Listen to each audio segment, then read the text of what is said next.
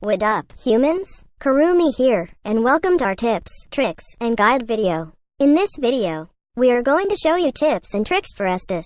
If you have watched our boot camp for Estes, you will be seeing exactly the same contents for this tips, tricks, and guide video.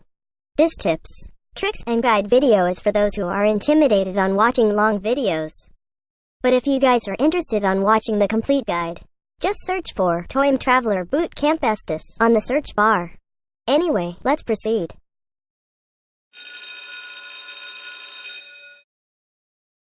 Set first skill to max level first.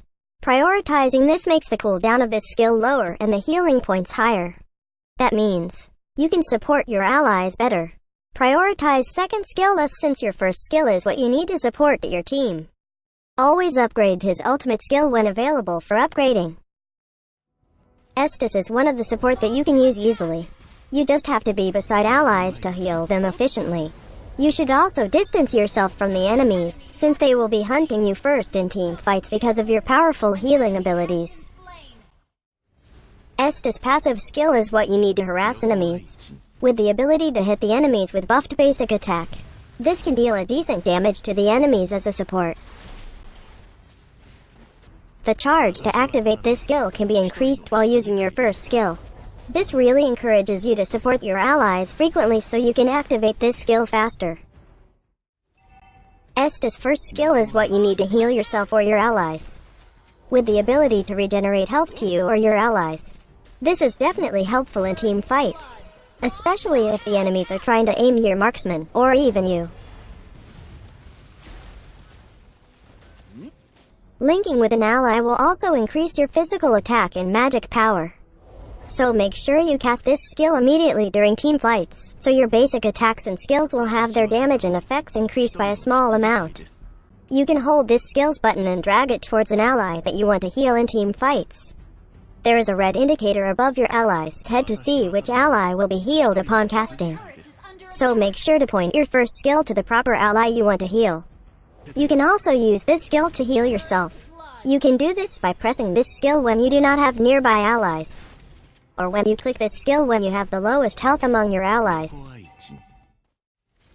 Estes' second skill is what you need to deal damage and slow down enemies, with the ability to deal area of effect damage. This will grant you lots of assist in case the enemies die. Assist will reduce the cooldown of your ultimate skill when you have fleeting time. Also, enemies touching the wall of the domain will have their movement speed massively reduced. This can help you and your allies chase enemies or escape death. Estes' ultimate skill is what you need to heal your allies to survive crucial team fights, with the ability to cast an enhanced version of your first skill to allies nearby. This can definitely make it difficult for the enemies to kill someone from your team. When you cast this skill, your first skill will have its cooldown reset. So make sure to use your first skill first before using your ultimate, since it will also increase your magic power, which will increase the healing points of your first and ultimate skill. You can use this skill even without allies nearby. Using this will instantly heal you and grant you continuous healing.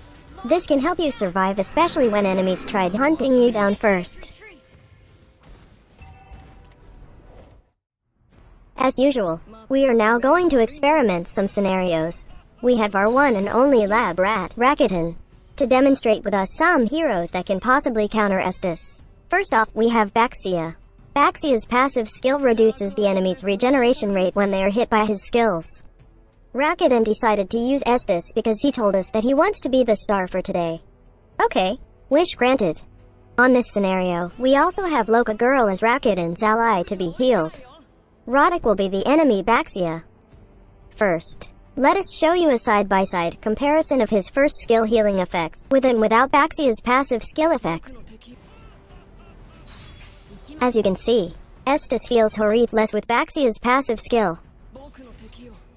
How about on Estes' ultimate skill? Well, the same happened. Baxia's passive has the same effects with Deadly Blade and Necklace of Durance. So, if you want to counter Estes' healing power, you definitely need Baxia or one of these items. But you may have noticed that only Harith was affected by Baxia's passive skill.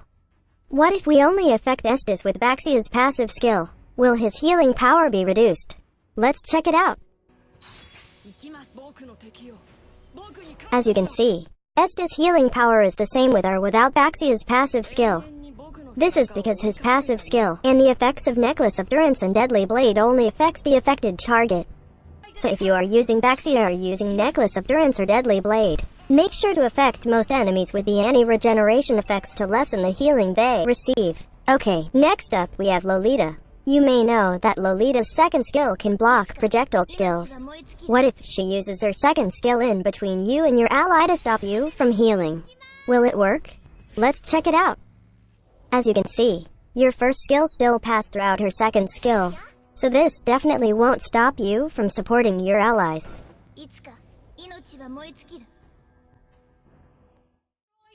In terms of his combo, we usually follow a simple combo for Estes. First, you can release your enhanced basic attack first, and use your second skill first if there is still no need to heal an ally. But on this scenario, we needed to heal Estes or an ally as soon as possible. So we use our first skill to heal them first. Using this will also increase our physical attack and magic power. That means, our next skill or basic attack will have more damage or effects. Then, use your ultimate skill. This will massively heal every nearby ally heroes. Then, use again our first skill since using your ultimate resets the cooldown of the first skill. Then, if you haven't used your second skill, use it to slow down enemies. Then do basic attack every now and then, since your first skill increases the charging of your passive skill.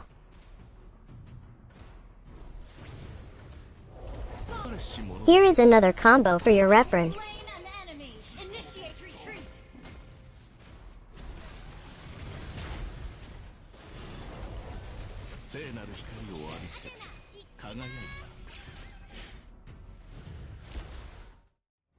Additional tip, never ever judge someone that picks Estes.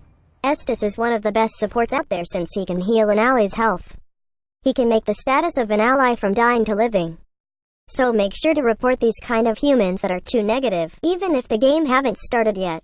They are those who lower down a human's morale, which can lead to losing the match.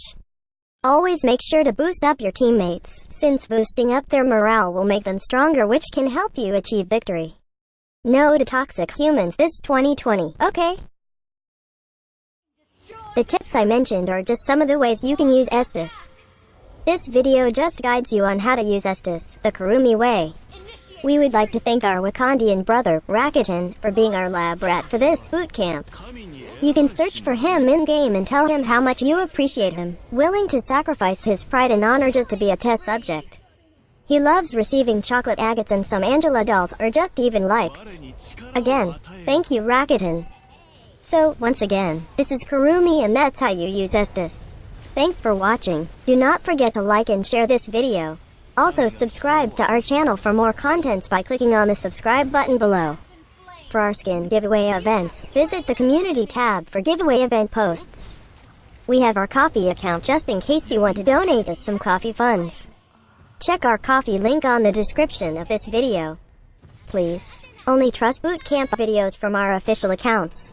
See you on the next Mobile Legends Bootcamp. Cheers.